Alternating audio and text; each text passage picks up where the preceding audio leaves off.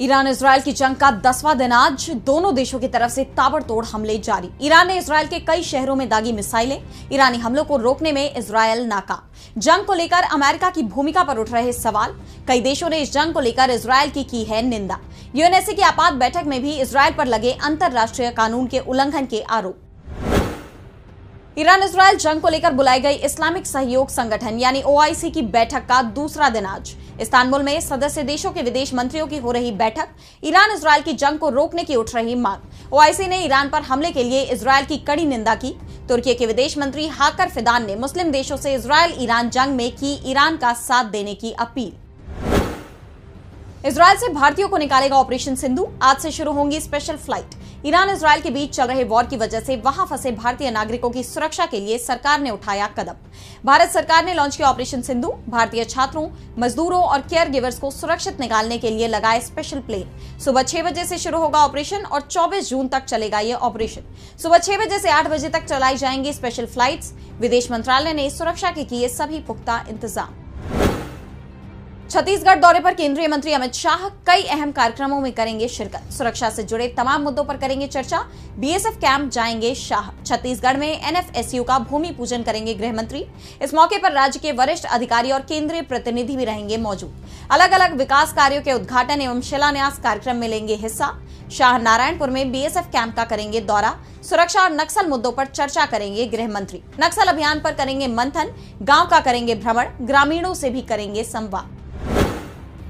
स्थापना दिवस को बलिदान दिवस के रूप में मनाएगा आजसू। आज रांची में होगा मुख्य समारोह। रांची के खेलगांव स्थित हरिवंश टाना भगत इंडोर स्टेडियम में आयोजित किया जाएगा कार्यक्रम। आजसू कार्यकर्ता झारखंड आंदोलन के अधूरे सपनों को पूरा करने का लेंगे संकल्प। अलग राज्य का दर्जा दिलाने में जितने भी आंदोलनकारी शहीद हुए हैं उन सभी को दी जाएगी श्रद्धांजलि। 22 जून 1986 को ऑल असम स्टूडेंट यूनियन की तर्ज पर हुई थी आजसू की स्थापना। आज से चीन की यात्रा पर होंगे सिंगापुर के प्रधानमंत्री लॉरेंस वोंग। चीन और सिंगापुर ने 1990 में स्थापित किए थे राजनयिक संबंध। ये न केवल प्रधानमंत्री बनने के बाद लॉरेंस वोंग की पहली चीन यात्रा है, बल्कि चीन और सिंगापुर के बीच राजनयिक संबंधों की स्थापना की 35वीं वर्षगांठ के मौके पर एक महत्वपूर्ण उच्च स्तरीय आदान प्रदान भी है। 26 जून तक चीन के दौरे पर रहेंगे सिंगापुर के प्रधानमंत्री। लखीसराय में भामाशाह पार्क का शिलान्यास करेंगे बिहार के डिप्टी सीएम विजय कुमार सिन्हा। जोर शोर से की गई हैं कार्यक्रम की तैयारियां। सामाजिक एकता और भागीदारी को बढ़ावा देने के लिए एक अहम प्रयास माना जा रहा ये आयोजन। स्थानीय लोगों के लिए एक अहम सामुदायिक स्थल के रूप में देखा जा रहा भामाशाह पार्क का निर्माण। समारोह में सांस्कृतिक कार्यक्रम और विशिष्ट अतिथियों की मौजूदगी की भी उम्मीद। पूर्णिया में जिला कांग्रेस कमेटी द्वारा गोकुल कृष्ण आश्रम में प्रशिक्षण शिविर का आयोजन। सुबह 9 बजे से शाम 6 बजे तक चलेगा ये शिविर। जिला कांग्रेस अध्यक्ष ब्रिजेंद्र यादव करेंगे शिविर की अध्यक्षता। कार्यकर्ताओं को संगठनात्मक और वैचारिक प्रशिक्षण देना है इस आयोजन का मकसद। शिविर में कांग्रेस के वरिष्ठ नेता और प्रशिक्षक होंगे शामिल, जो अलग अलग विषयों पर देंगे मार्गदर्शन। आज गुजरात के 8,326 ग्राम पंचायतों के लिए चुनाव चुने जाएंगे सरपंच और पंचायत सदस्य।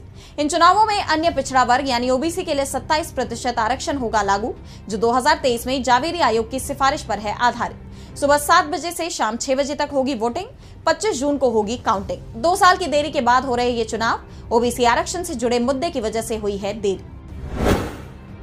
दिल्ली, हरियाणा, पंजाब, राजस्थान और मध्य प्रदेश में दक्षिण पश्चिम मानसून सक्रिय होने से भारी से बहुत भारी बारिश का अनुमान। गुजरात, कोंकण और गोवा में भी अत्यंत भारी बारिश की चेतावनी।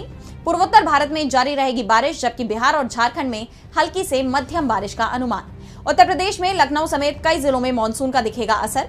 कर्नाटक, केरल और तमिलनाडु में हल्की से मध्यम बारिश की उम्मीद। अधिकांश क्षेत्रों में 30 से 40 डिग्री सेल्सियस के बीच रहेगा तापमान।